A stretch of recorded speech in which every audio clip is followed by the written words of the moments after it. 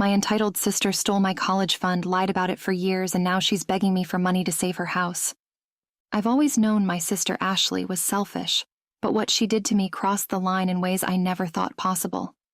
Growing up, our parents weren't wealthy, but they worked hard and saved every penny to make sure Ashley and I could go to college. From the time we were kids, my parents set up separate college funds for us, teaching us the value of saving and making sacrifices. They were clear that these funds were for our futures, nothing else. But Ashley had other ideas. I'm 2 years younger than Ashley, and even though she was the golden child, my parents always tried to be fair.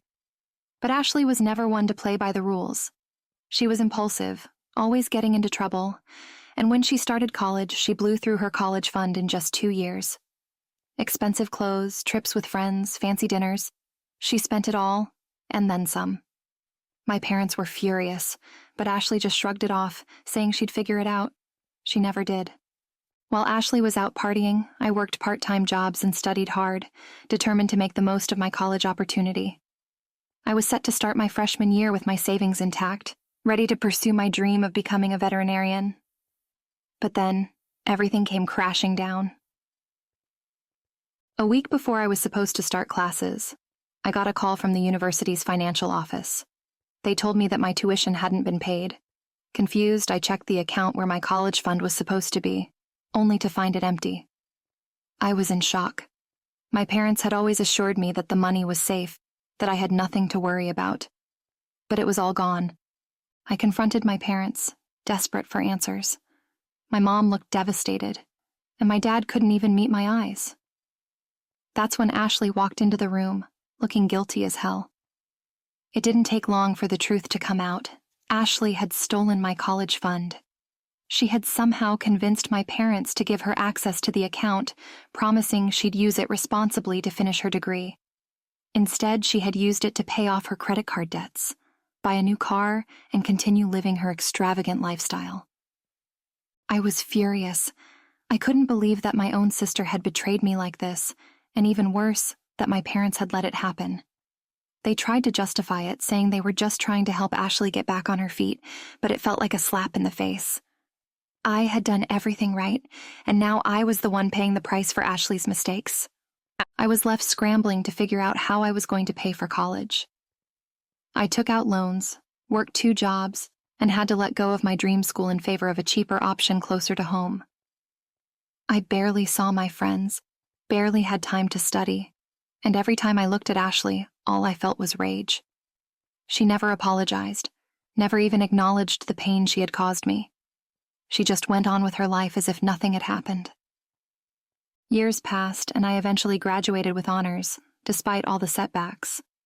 I landed a decent job in my field and worked hard to pay off my student loans. I was doing okay, but the resentment toward Ashley never really went away. We barely spoke, and when we did, it was always strained. She was still living in a fantasy world, spending money she didn't have and constantly making poor decisions. Meanwhile, I was budgeting every dollar, trying to dig myself out of the hole she had thrown me into. Then, last month, Ashley called me out of the blue. She was frantic, her voice shaking as she told me she was about to lose her house. Apparently, she and her husband had maxed out their credit cards, taken out a second mortgage, and were months behind on payments. She begged me for money, saying that they just needed a little help to get back on track. I could hear her kids crying in the background, and for a moment, I almost felt sorry for her. Almost.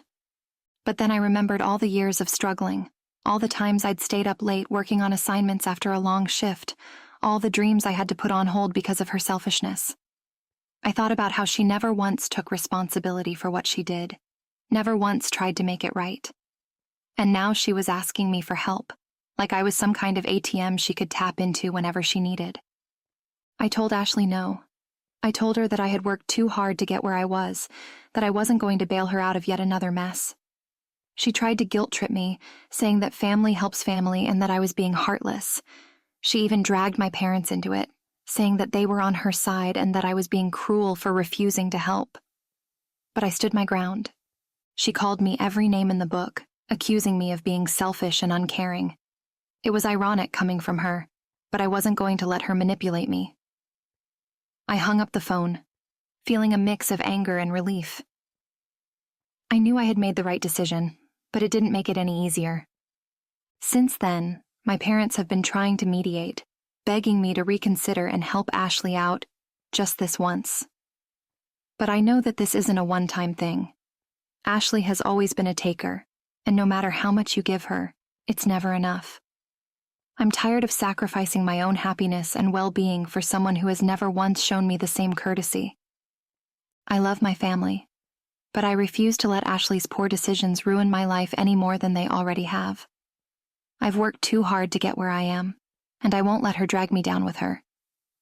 I'm done being the one who always has to clean up her messes, and I hope that one day she'll finally learn to take responsibility for her actions. After that phone call, the tension between my family and me only grew worse. My parents kept calling, leaving voicemails and sending texts, pleading with me to help Ashley. They tried every tactic: guilt, nostalgia, even playing the "think of the kids" card. They reminded me of how close Ashley and I used to be, how we were supposed to support each other no matter what. But all I could think about was how that support had always been one-sided, with me constantly giving and Ashley constantly taking. I knew Ashley had manipulated my parents just like she always had, painting herself as the victim and me as the cold-hearted sibling who refused to help. I was angry at them too, for enabling her behavior for so long, for bailing her out time and time again instead of letting her face the consequences of her actions. It was like they were blind to the pattern.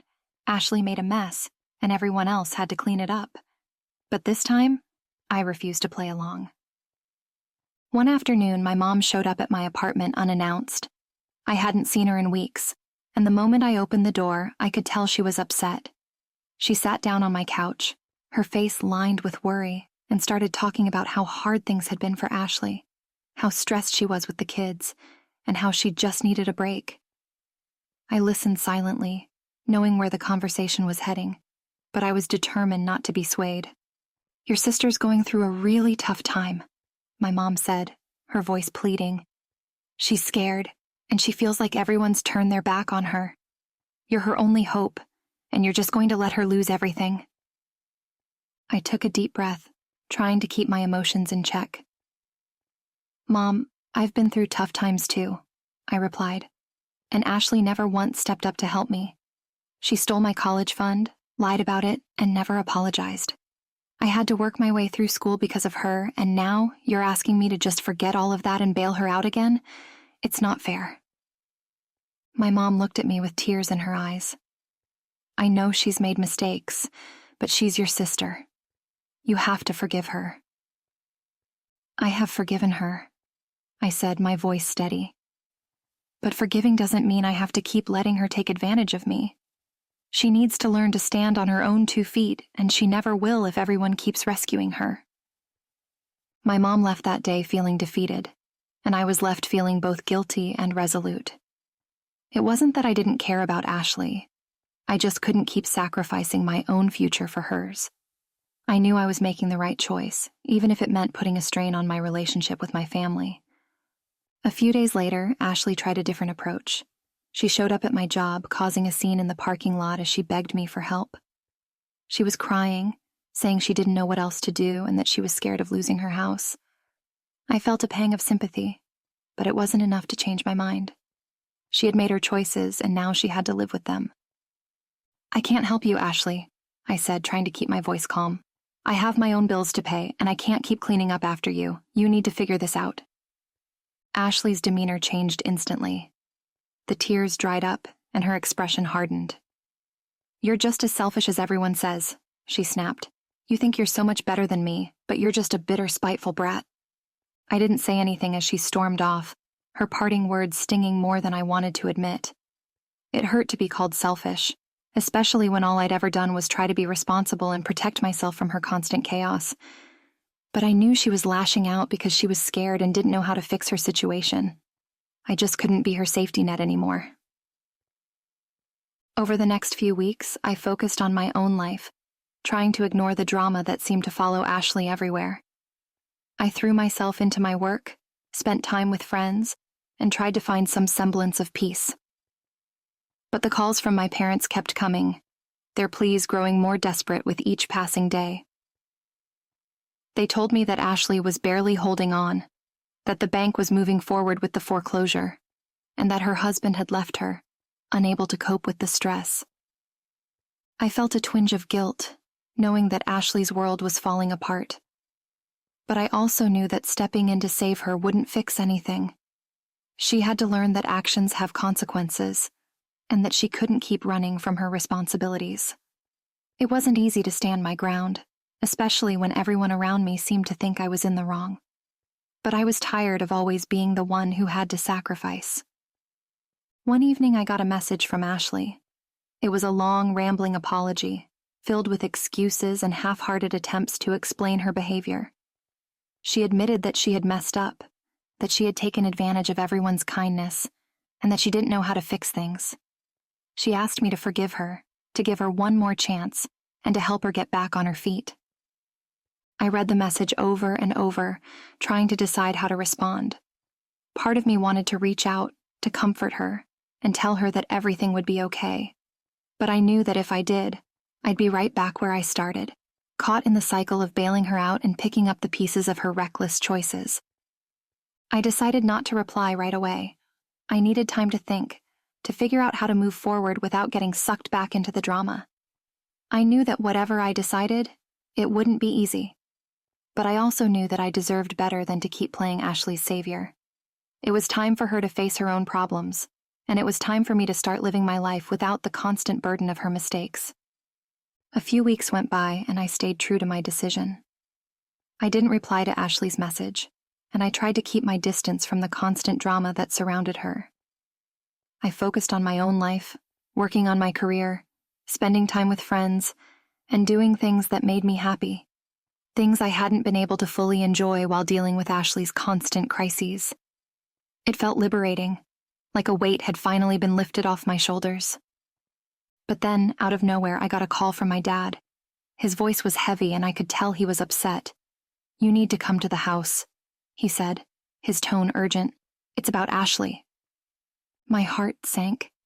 I didn't know what to expect, but the urgency in his voice made me anxious. When I got to my parents' house, the tension in the air was palpable. Ashley was there, looking more disheveled than I'd ever seen her.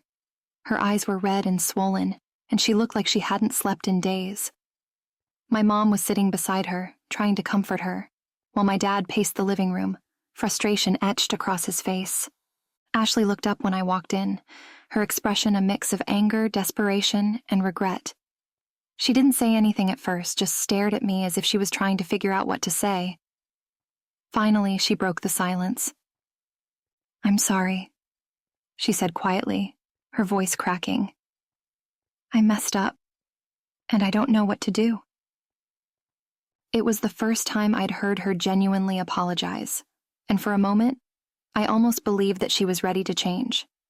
She went on to explain that she had tried everything to save her house, but nothing had worked. She had maxed out all her credit cards, taken out loans she couldn't pay back, and now the bank was coming to take everything. Her husband had already left, taking their kids to his parents' house because he couldn't handle the stress. Ashley was alone, and she was terrified. As she spoke, I could see the fear in her eyes, the realization that her actions had finally caught up with her. She wasn't the confident, entitled person she had always been. She was scared and vulnerable, and for the first time I felt a flicker of sympathy. But I also knew that this moment had been a long time coming. Ashley had been warned so many times, given so many chances, and she had ignored every single one. My parents looked at me, their eyes pleading for me to step in and help. They didn't say it outright, but I could feel the unspoken request hanging in the air. They wanted me to save Ashley, to do what they couldn't, to be the hero once again. But I knew that if I stepped in now, Ashley would never learn. She would never take responsibility, and she would continue down the same destructive path. I took a deep breath and turned to Ashley. "I'm sorry you're going through this," I said, my voice calm but firm. "But I can't keep fixing your problems. You've made your choices, and now you have to deal with the consequences." Ashley's face crumpled and she started to cry, but I didn't waver. I had to be strong, not just for myself, but for her too. She needed to understand that life wasn't going to hand her a free pass every time she made a mistake. She needed to grow up, take responsibility, and find a way to move forward on her own. My dad pulled me aside after that, clearly upset. "She's your sister," he said, his voice filled with disappointment. "How can you just stand there and do nothing?" "I'm not doing nothing," I replied, trying to keep my own emotions in check. "I'm letting her learn. If I keep saving her, she'll never change, and I can't keep sacrificing my own life for hers." It was a hard conversation, and I left feeling conflicted. I wanted to help, but I also knew that enabling Ashley would only make things worse in the long run. It was one of the toughest decisions I'd ever made, but I had to protect myself and my own future. A few days later, I heard that Ashley had lost the house. She moved in with our parents temporarily, but even they were struggling to keep her afloat. She eventually found a cheap apartment and took on multiple part-time jobs to try and make ends meet. It wasn't easy for her, and I knew she was still struggling, but at least she was finally taking some responsibility. As time went on, Ashley started to change. Slowly but surely, she began to understand the value of money, the importance of hard work, and the reality of living within her means. She still had a long way to go, but for the first time in years, she was trying. She even reached out to me again, this time with a heartfelt apology, not just for taking my college fund, but for everything she had put me through. "I'm sorry for being such a terrible sister," she wrote. "I didn't realize how much I was hurting you, and I wish I could take it all back. I'm trying to be better, and I hope one day you can forgive me." I didn't respond right away. I needed time to process everything and figure out how I felt. But her message was a start. It was a sign that maybe, just maybe, Ashley was finally learning from her mistakes. It didn't erase the past or fix all the damage that had been done, but it was a small step in the right direction. I knew our relationship would never be perfect, and I wasn't sure if I was ready to fully let her back into my life.